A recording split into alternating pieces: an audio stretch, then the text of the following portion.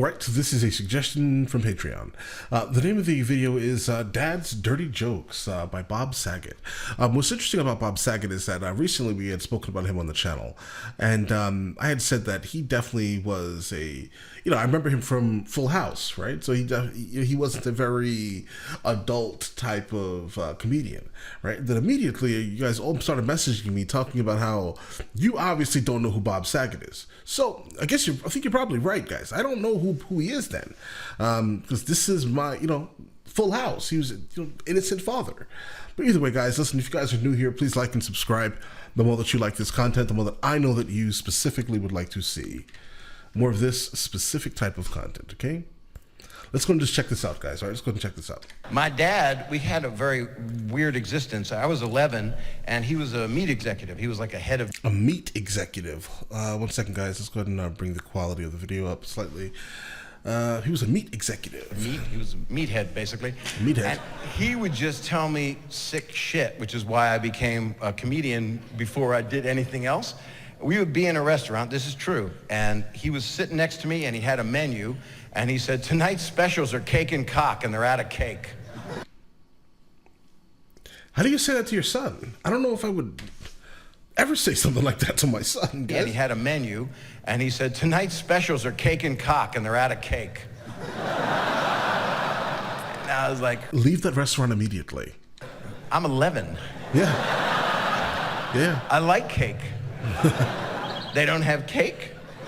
He was a sick guy, really funny, but just said weird stuff. He went through the depression. He would say jokes like, ask me how I slept last night. How'd you sleep? Like a baby with your mom's tit in my mouth. I'm like... Guys, when fathers tell your mama jokes, guys, it hits differently. If you understand what I mean here, guys. Like, it's not the same. It's just not the same. All right, because you really can't say nothing back. It's just like you would know because you married her. You get what I'm saying? But all right, let's get it. He's a sick guy, really funny, but just said weird stuff. He went through the depression. He would say jokes like, ask me how I slept last night. How'd you sleep? Like a baby with your mom's tit in my mouth. I'm like, oh my God. I want to be emancipated, you creepy man. Yeah, this is definitely not the Bob Saget I knew of, guys. I didn't know what he was talking about. He would do dumb things. He said, I read the newspaper today. I think it was a misprint. I didn't know if the guy shot himself or shit himself. Just a walking rim shot, the whole thing. Yeah. He was a supermarket person. Supermarkets. He said that one day A&P was going to merge with Stop and Shop and be Stop and P. Stop and P. He's not here anymore. How you doing, sir? He told me a joke. This is a really weird joke. I shouldn't share it. Okay, but you insisted. This is an old school joke from the Depression, so this is it. A guy goes into a house of ill repute, which I didn't even know what that meant. I was 11 years old. I still don't know what that means. It doesn't mean nothing. House of ill repute. There was a song that I think said something like that, guys. I can't recall it at this moment. And that's how I talk. It means nothing. And the guy says, what do you have for $1? So that's around this... Oh, that's like a brothel. How I talk. It means nothing. And the guy says, what do you have for $1? So that's around this time, when this place was built. Now, 20 years earlier. Forget the fucking facts. Listen to the joke.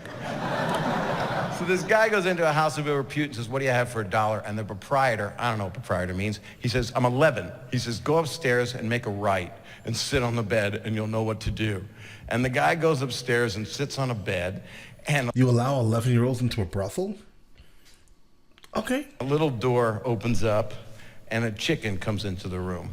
This is foul. This is foul. A chicken comes into the room. This is foul. Okay. First of all, what? I think I can pretty much guess where this story's going to go now, guys. A little door opens up and a chicken comes into the room. This is foul. This is foul. And we laughed.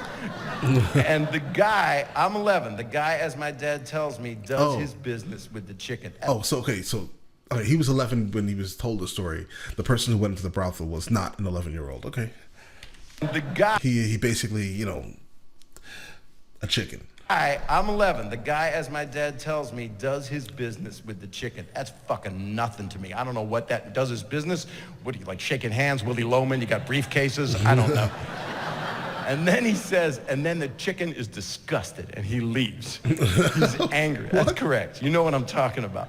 Chicken goes away. And the guy goes away and he comes back the next day and he says to the proprietor, I'm 11, I swear to you, I didn't even have a pube. I didn't know what my dad was talking about. Well, I had one pube, and I put it under the pillow for the pube fairy to come. Oh. And he came on my pillow, which was really bad. So the guy comes back, and he says, I want my $1 back. And the proprietor says, oh, no, sir, good sir. Because it was much more official. He said, I'll make it up to you. Go up the stairs this time and make a left, and you won't want your $1 back. And guy goes, okay, goes up the stairs, makes a left, sits down in a screening room, bunch of guys in raincoats, there's a big curtain opens up and there's a porn thing going on, a bunch of people like at some orgy, and I'm 11, I don't know what anything he's talking about means.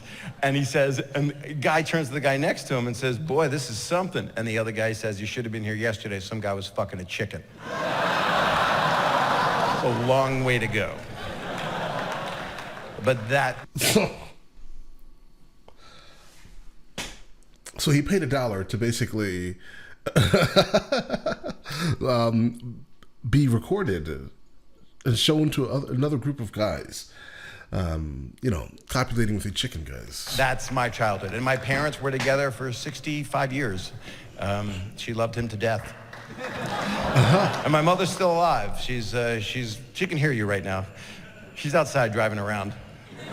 She is 87 and she still drives. I got her a prescription Winfield. And I got the first alert, you know that thing where you fall and you can't get up or something? She hits the button and it calls the first people that I want there, which is the caterer. That's specifically a Jewish person's kind of joke. Any Jewish people here? Did you have a coupon? How'd you go about that?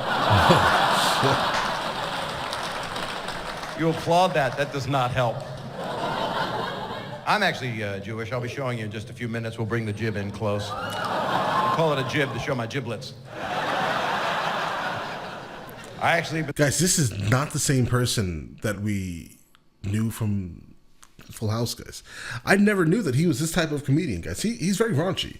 He is. His comedy is very raunchy. It's very dirty, right? And I want to hear more. I've been circumcised 9 times. Enjoy the calamari. My dad... I've been circumcised... Oh, no, 9 times. Enjoy the calamari. Guys, what is this? Listen, now let me know in the comments of the next thing from him I should be listening to, and I will get into that as soon as I possibly can. All right? And listen, you guys all have an amazing day. Enjoy it thoroughly.